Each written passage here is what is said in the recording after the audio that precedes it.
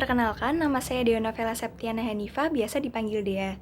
Saat ini saya berusia 21 tahun dan sedang menempuh pendidikan semester 7 di jurusan Ilmu Komunikasi UPN Veteran Yogyakarta pada peminatan Marketing Komunikasi. Pengalaman yang pernah saya jalani dan berkaitan dengan sosial media, yang pertama yaitu sebagai sosial media spesialis intern di Geocourse. Dalam internship tersebut, saya membuat sosial media strategi dan juga melakukan riset kompetitor, riset persona konsumen, dan juga target audiens. Tidak lupa, saya juga menentukan media sosial apa yang akan digunakan untuk melakukan branding produk. Selain itu, saya juga membuat storyline dan juga caption untuk diupload pada media sosial Instagram, LinkedIn, dan juga Facebook. Dalam waktu 3 bulan, saya berhasil meningkatkan followers hingga 300 profile. Kemudian pengalaman saya yang kedua yaitu menjadi sosial media analis di Kulturnera. Dalam internship tersebut, saya melakukan riset persona konsumen dan juga target audiens, dan juga melakukan riset kompetitor. Selain itu, saya juga membuat storyline dan juga caption yang kemudian diupload pada Instagram dan diupload setiap 1 minggu 1 kali. Tidak lupa, hal yang paling utama yaitu saya membuat analisis report dari media sosial TikTok dan juga Instagram dalam waktu 3 bulan. Kemudian pengalaman saya yang ketiga yaitu menjadi digital media production Opio Coffee. Pada pekerjaan ini, saya membuat konten plan hingga melakukan eksekusi dengan melakukan analisis konten dari media sosial Instagram. Pada konten TikTok yang pertama kali kami buat dengan tim, saya berhasil meningkatkan viewers hingga berjumlah 700 dalam waktu kurang dari 24 jam. Hal yang menjadi tantangan dalam melakukan pekerjaan ini yaitu cara yang efektif untuk menentukan branding campaign yang tepat sesuai dengan minat dari owner Opio Coffee ini. Hal ini kami lakukan dengan melakukan brainstorming secara rutin dan melakukan evaluasi dari konten yang dibuat agar dapat tetap sejalan dari keinginan owner Opio Coffee. Inovasi yang dapat dilakukan pada media sosial misalnya pada platform digital mengenai edukasi yaitu Pijar Sekolah yang memiliki target audiens yaitu guru, orang tua siswa, dan lembaga pendidikan terkait, kita dapat menunjukkan bahwa Pijar Sekolah merupakan platform yang efektif untuk membantu kegiatan belajar mengajar. Nah, inovasi yang dapat diberikan yaitu memberikan promo menarik untuk pendaftaran course pada tanggal tertentu, jadi target audiens ini tidak ingin tertinggal untuk mengikuti promo tersebut. Selain itu, membuat konten yang tampak happy dan fun dan dapat menunjukkan bahwa belajar itu tuh menarik dan tidak membosankan.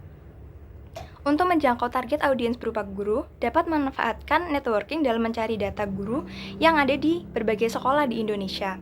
Dengan kita memiliki data kontak guru yang ada di berbagai sekolah ini, kita dapat mengadakan webinar, live IG, atau Zoom meeting yang membahas topik terkait pendidikan dan memberikan penutup berupa promosi mengenai Pijar Sekolah. Dengan adanya event online ini tentu saja dapat meningkatkan followers dari Pijar Sekolah karena dari peserta webinar itu tentu saja akan ingin mencari tahu lebih jauh mengenai Pijar Sekolah. Selain itu, dapat memberikan informasi lebih jauh mengenai Pijar Sekolah terhadap peserta live IG, Zoom meeting, dan sebagainya. Menurut saya, branding yang dapat dilakukan secara baik pada produk tertentu dapat dilakukan dengan cara memahami secara lebih baik bisnis yang dikelola itu dalam bidang apa dan produk yang ditawarkan itu seperti apa. Kemudian kita dapat menentukan goals yang diinginkan pada kebutuhan bisnis tersebut seperti meningkatkan sales, membangun brand awareness, meluncurkan produk baru, dan sebagainya. Ketika kita sudah mengetahui goals yang penting tersebut, kita baru dapat menentukan target audiens, riset kompetitor, dan dapat melakukan brainstorming ide konten, hingga kemudian melakukan eksekusi konten dan melakukan evaluasi dari branding campaign yang dilakukan.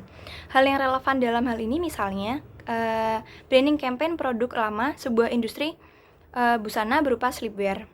Nah, jika dalam industri busana ini terdapat sisa produk tetapi tidak segera laku, dapat dilakukan campaign pada hari tertentu, yaitu misalnya melalui platform Shopee pada tanggal kembar 88 dapat dilakukan promo berupa gratis ongkir atau potongan harga.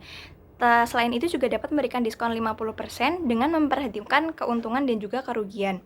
Selain itu juga dapat membuat konten yang sedang tren dengan melakukan amati, tiru, dan modifikasi.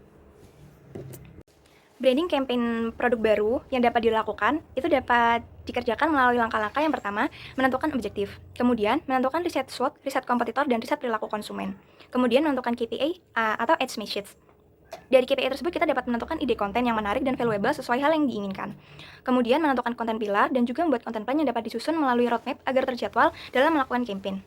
Setelah kita dapat membuat konten tadi itu, kita mulai melakukan branding campaign yang kemudian melakukan evaluasi dari campaign tersebut apakah sudah sesuai target atau ada hal-hal yang perlu dievaluasi atau perlu diperbaiki. Salah satu bentuk konten yaitu dengan memberikan gambaran atau spill secara singkat mengenai produk yang dirilis ini. Lalu dibuat giveaway dengan hadiah tambahan berupa voucher belanja atau hadiah lainnya. Misalnya iPhone. Dengan adanya giveaway ini secara tidak langsung dapat menarik massa untuk berkunjung pada Instagram bisnis tersebut dan juga menambah followers untuk mengetahui lebih jauh produk apa yang ditawarkan atau produk apa yang akan dihadirkan, sehingga dapat meramaikan sosmed dan juga meningkatkan purchasing. Ada hal lain yang dapat dilakukan yaitu dengan memberikan pemberitahuan bahwa stok yang ditawarkan secara baru ini tersedia secara terbatas. Jadi akan membuat konsumen berebut secara berlomba-lomba untuk mendapatkan produk tersebut. Atau keempat juga dengan memberikan potongan harga pada waktu tertentu. Jadi potongan harga tersebut hanya berlangsung dalam waktu 1 jam. Nah, tentu saja dapat meningkatkan keinginan konsumen untuk membeli dalam jangka waktu 1 jam tersebut dan tidak ingin melewatkan promo yang diberikan. Berkaitan dengan penerapan akhlak yang saya lakukan, yaitu saya merupakan orang yang memiliki keinginan untuk dapat menyelesaikan tugas secara maksimal. Hal ini sesuai dengan nilai amanah, yaitu mengerjakan pekerjaan secara penuh tanggung jawab dan juga penuh komitmen. Saya juga memiliki keinginan yang tinggi untuk mempelajari hal baru, sehingga ilmu yang saya miliki dapat bermanfaat bagi diri saya dan juga orang lain, terutama untuk membantu orang lain atau teman saya yang mengalami kesusahan dalam mengerjakan tugas. Saya juga terbuka terhadap perbedaan pendapat dan bersedia bertukar pikiran untuk keputusan bersama yang lebih baik. Tidak lupa, menyesuaikan diri terhadap lingkungan atau hal baru merupakan langkah yang efektif juga untuk membangun kerjasama yang sinergi sesama rekan kerja. Sekian jawaban dari saya, kurang dan lebihnya mohon maaf. Wassalamualaikum warahmatullahi wabarakatuh.